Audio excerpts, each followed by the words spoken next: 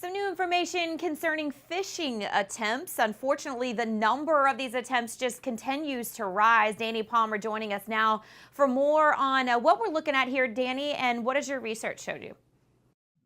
Cool. Well, some new figures by security firm Mimecast suggest that 1 in 61 emails delivered to corporate inboxes now are now found to contain malicious links.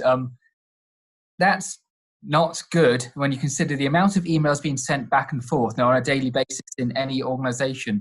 The biggest companies in the world could be sending thousands or even millions of messages a day, meaning there's the potential for something bad to slip through. The problem here is that sometimes these phishing emails are quite sophisticated. In many cases, they're designed to look like someone you know. It could be someone from inside the company. It could be a supplier, that sort of thing. And they're designed to encourage you to click on something and enter details. I mean, some of the more basic attacks that feature in this are, let's take banking, for example, or financial data. An email could say, hey, this is from the finance department. Please click here because we need some information from you.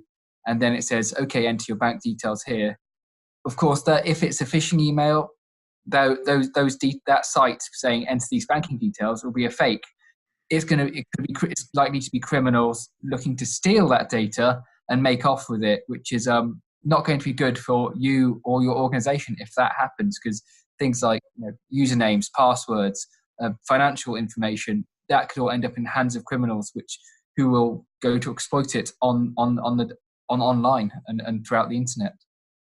Yeah, the potential, it's very scary, Danny. And the other scary part is that we're not seeing, as more people are becoming aware, we're not seeing that the numbers are going down. We're actually seeing more of these attempts. I know, as you mentioned, that just from the last quarter that the number had actually doubled.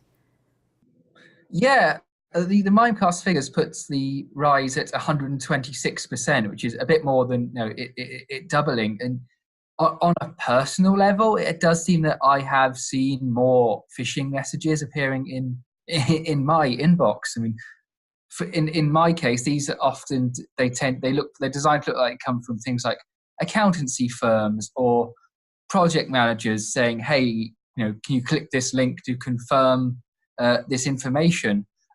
Fortunately, the email security provider has taken that link out, but for the uninitiated, when people are so used to clicking on links they see in emails, they can just go, oh, okay, I'll click on this as usual, and yeah, bad things could happen because of that. It's a worrying issue for organizations around the world, because phishing emails, it could be this basic attack looking just to steal some basic information, or we've seen many cyber espionage campaigns. Some of the biggest hacking incidents of the last few years have all started with a simple phishing email.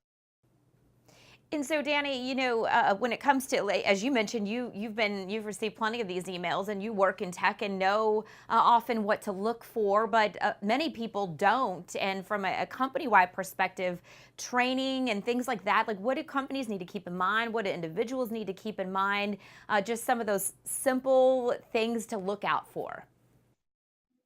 On an individual basis, it's good to just double check if you have concerns about an email. And it might be more difficult in a large organization, but if you get a message claiming to be from, let's say, the chief financial officer, maybe send them a message, not directly replying to that email, because it could be a fraudulent, be a spoofed address, but maybe send them an email or give them a phone call and double checking to say, hey, is this you? I heard a story once from a company who I won't disclose, of course, but a phishing email tried to dupe the CFO, saying, "Hi, I'm the CEO. Please send, make this massive payment transfer." The CEO and the CFO were in the same room at that point, so CFO asked CEO, going, "Hey, is this you?" And CEO said, "Nope, not me." So that was simple to deal with, but in larger organizations, this could be much more difficult. But it's a good idea to double check. I mean, it can be tricky, but it's better to be safe than sorry. Yeah, most certainly good advice. Always have to stay on our toes, Danny, as this continues to evolve and these type of crimes, unfortunately, just change every day and their tactics are changing. So we appreciate your insight on this, of course. And for Danny's full article, be sure to check out ZDNet.